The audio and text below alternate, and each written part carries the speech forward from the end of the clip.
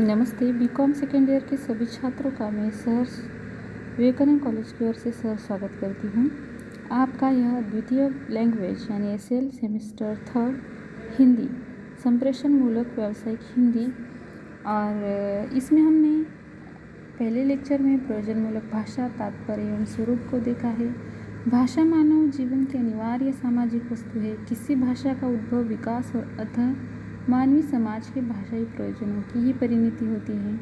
उसी के साथ साथ प्रयोजन शब्द का कोशीय अर्थ है उद्देश्य। प्रयोजनमूलक शब्द हिंदी की उस विशेषता की ओर संकेत कर रहा है जो हिंदी में किसी विशिष्ट प्रयोजन का उद्देश्य पूर्ति के लिए प्रयोग स्तर पर विद्यमान होता है।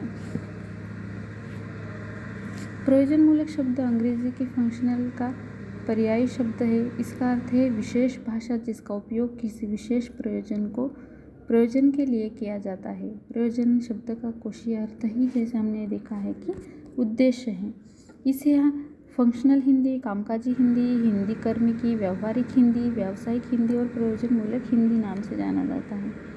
उस दिन हमने प्रयोजनमूलक भाषा की विशेषताएं देखी है कि विशिष्ट भाषा है।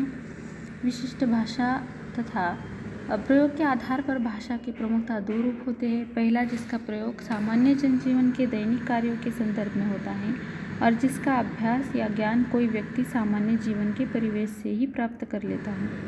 और दूसरा रूप, जिसका प्रयोग सामान्य जीवन के संदर्भों से ही भिन्न किन्हीं विशेष द्वारा प्राप्त किया जाता है। उसमें हमने देखा था सेकेंड, औपचारिकता।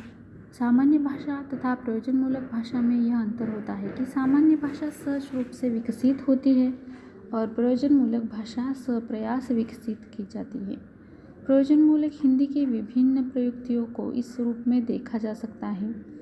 सामान्य भाषा की अभिव्यक्तियाँ अनौपचारिक तथा अंतरंग भी होती है, किंतु प्रयोजनमूलक भाषा की अभिव्यक्तियाँ औपचारिक ही होती है। जैसे हमने उदाहरण के तौर पर भी देखा था कि यह पत्र सभी को देखने के लिए भेजो, यह है प्रयोजनमूलक हिंदी का। और प्रयोजनमूलक सामान्य हिंदी में और प्रयोजनमूलक हिंदी में उसे पत्र अवलोकनार्थ प्रेषित करें, ऐसा कहा जाता है।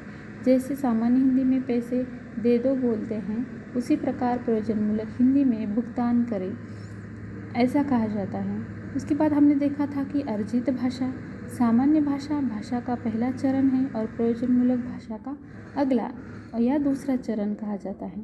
लेकिन प्रयोजनमूलक भाषा अर्जित होती है, इसीलिए हिंदी भाषी प्रदेश के लोग हिंदी के सामान्य भाषा रूप को सहज अपनाते हैं, लेकिन प्रयोजनमूलक हिंदी उन्हें स्वप्रयास से सीखनी पड़ती है। अब देखिए कि प्रयोजनपरकता।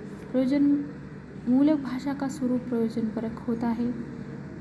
सामान्य भाषा की तुलना में इसका प्रयोग क्षेत्र सीमित है और साहित्यिक भाषा की तुलना में अभिव्यक्ति की बहुआयामिक क्षमता भी सीमित होती है। पारिभाषिकता, संदिग्धता तथा अस्पष्टता एवं अनेकार्थ का प्रयोजनमूलक भाषा में कोई स्थान नहीं होता।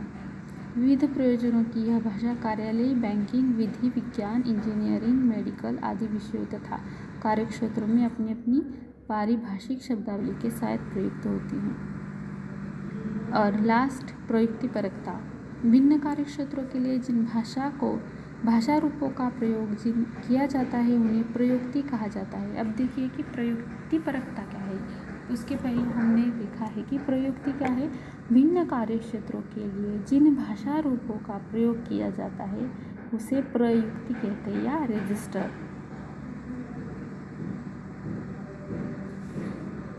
उसके बाद आज हम देखेंगे कि प्रयोजनमूलक हिंदी के विभिन्न रूप किस प्रकार है। वाणिज्य व्यापारी संबंधी, कार्यालय संबंधी, तकनीकी हिंदी, समाजशास्त्रीय हिंदी, साहित्यिक हिंदी, समाजी हिंदी, प्रशासनिक हिंदी और जनसंचार माध्यमों के लिए प्रयुक्त हिंदी। प्रयोजनमूलक हिंदी का क्षेत्र अत्यंत विस्तृत माना गया है। उसका प्रयोग विस्तृत क्षेत्र में किया जा सकता है या हो रहा है। क्षेत्र विस्तार के कारण उसके विभिन्न रूप दृष्टिगोचर होते हैं या दिखाई देते हैं। यहाँ प्रयोजनमूलक हिंदी के विभिन्न रूप को हम संक्षिप्त रूप में देखने वाले हैं। पहला है वाणिज्य व्यापार संबंधी। अब देखिए कि इस प्रयोजनमूलक हिंदी रूप में विभिन्न बाजार, मंडियों, बाजार दलालों, सट्टा बाजार आदि भाषा रूप आते हैं। कार्यालयी हिंदी। कार्यालय इसमें विविध सरकारी तथा गैर सरकारी कार्यालयों तथा प्रशासन से संबंधित जो भी कामकाज है या भाषा है संबंधित भाषा रूप कार्यालय हिंदी में आते हैं। तकनीकी हिंदी इसमें विविध तकनीकी विषयों जैसे विभिन्न क्षेत्रों विभागों से संबंधित इंजीनियरिंग, कारपेंटरी, लोहार कार्य, प्रेस, फैक्ट्री, मिल आदि में प्रयुक्त भाषा रूप इसमें आते हैं। समाजशास्त्रीय हिंदी जिसमें समाजशास्त्र या समाज विज्ञान से संबंध उच्च स्तरीय विषयों जैसे समाजशास्त्र, राजनीति शास्त्र, काव्यशास्त्र, इतिहास, भूगोल, अर्थशास्त्र आदि में प्रयुक्त भाषा रूप आते हैं। साहित्यिक हिंदी इसमें आनंददायक उच्च स्तरीय साहित्य की विभिन्न विधाओं उसमें आ जाता है। कहानी है, कविता है, उपन्यास है, नाटक है, निबंध है आदि में प्रयुक्त भाषा रूप साहित्यिक हिंदी में आते हैं। समाजी हिंदी में इसका प्रयोग सामाजिक कार्यकर्ता करते हैं। प्रशासनिक हिंदी इसमें प्रशासन के समस्त कार्य होते रहते हैं।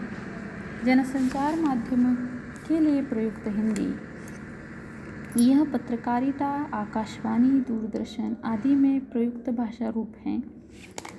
प्रयोजनमूलक के वे विविध रूप उसके विविध प्रयोग क्षेत्रों की ओर संकेत करते हैं।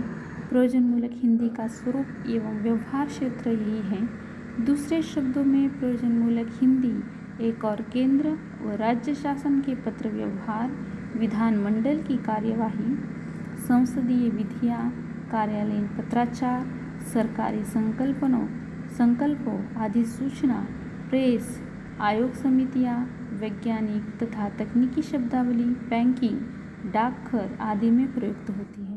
दूसरी ओर व्यावसायिक पत्रों, विज्ञापनों का रंगीन दुनिया, दृश्य श्राव्य माध्यम आदि अपनी भूमिका निभा रही हैं। इसके अलावा जीविकोपार्जन में सेवा माध्यम के रूप में प्रयुक्त भाषा के विविध आयाम प्रयोजनमूलक हिंदी के व्यापक व्यवहार क्षेत्र की ओर संकेत करते हैं। आज 21वीं सदी में प्रयोजनमूलक हिंदी के क्षेत्र में काफ़ी विस्तार होता हुआ हमने देखा है या देख रहे हैं। आज वह केवल उच्च साहित्यिक रूप में ही प्रयुक्त नहीं होती अपितु प्रशासन, बैंक, विधि, पत्रकारिता आदि विभिन्न क्षेत्रों में प्रयुक्त हो रही हैं। विशिष्ट प्रयोजन को सिद्ध करने वाली भाषा में उस क्षेत्र विशेष के अनुरूप प्रयुक्तियों की उद्भावना होती है। इन्हीं प्रयुक्तियों के आधार पर क्षेत्र विशेष की भाषा के प्रयोजनमूलक हिंदी के प्रयोग क्षेत्र अनेक हैं। इन्हीं प्रयुक्तियों के आधार पर क्षेत्र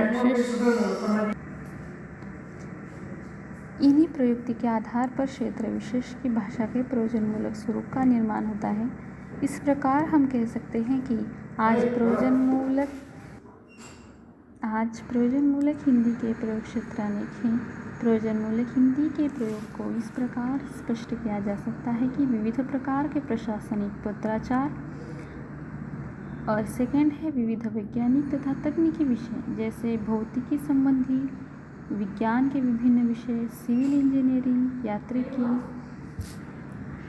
इलेक्ट्रॉनिक, धातुकर्म आदि, रसायन तथा रसायन संबंधी अनुप्रयुक्त विज्ञान के विभिन्न विषय जैसे पेट्रोलियम पदार्थ, गणित तथा गणित संबंधी अनुप्रयुक्त विज्ञान के विभिन्न विषय, गणित, ज्योतिष, सांख्यिकी, कंप्यूटर विज्ञान आदि, आयुर्विज्ञान, जैव रसायन।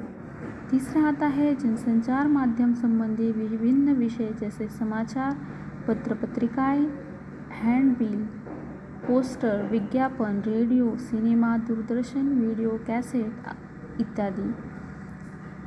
फोर्थ है अर्थ मुद्रा संबंधी विभिन्न विषय जैसे वाणिज्य, व्यापार, बैंकिंग प्रणाली, बीमा, उद्योग, शेयर मार्केट, देश सुरक्षा संबंधी विभिन्न विषय जैसे आते हैं सेना, पुलिस, एनसीसी आदि। विधि न्याय संबंधी विषय विभिन्न विषय जैसे आते हैं संसद, विधानसभा, न्यायपालिका, नगर महापालिका, नगर पालिका, पंचायत। मानविकी संबंधी विभिन्न विषय जैसे इतिहास, भूगोल, समाजशास्त्र, विभिन्न कलाएं, मनोविज्ञान आदि। आज हमने प्रयोजनमूलक हिंदी के विभिन्न क्षेत्रों को विभिन्न रूपों को देखा है। कल के लेक्चर में हम वैश्वीकरण के परिप्रेक्ष्य में हिंदी भाषा का क्या महत्व है इसे पढ़ेंगे। धन्यवाद।